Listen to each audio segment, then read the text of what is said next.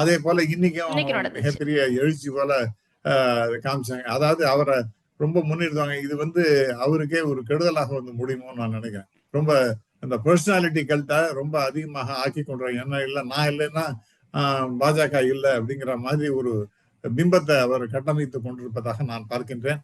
அது அவருக்கே கெடுதலாக முடியலாம் என்றும் நான் கருதுகிறேன். அந்த புரோட்டோகால் சொன்னீங்கல்ல சார், அதுல நாற்காலிகள்லயும் மையத்துல அவரும் பவன் கல்யாண் பக்கத்துல இருந்தாரு, எஸ், லாஸ்ட் எக்ஸாக்ட்லி, கார்னர்ல தான் நயினார் இருந்தாரு.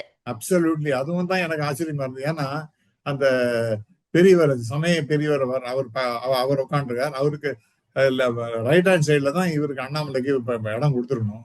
பவன் கல்யாண பக்கத்தாப்புல இவர் உட்காந்துருக்கணும். யாரு, நயனார் நயினார். நாகேந்திரன் உட்காந்துருக்கணும். இவர் ஓரத்துல உட்காந்து வச்சு இவருக்கு முன்னிலைப்படுத்துவதுங்கிறது எந்த விதத்துல சரியா இருக்கும்? அதுவும் புரோட்டோகால் படி சரியாகவே இல்லைன்னு நான் நினைக்கிறேன்.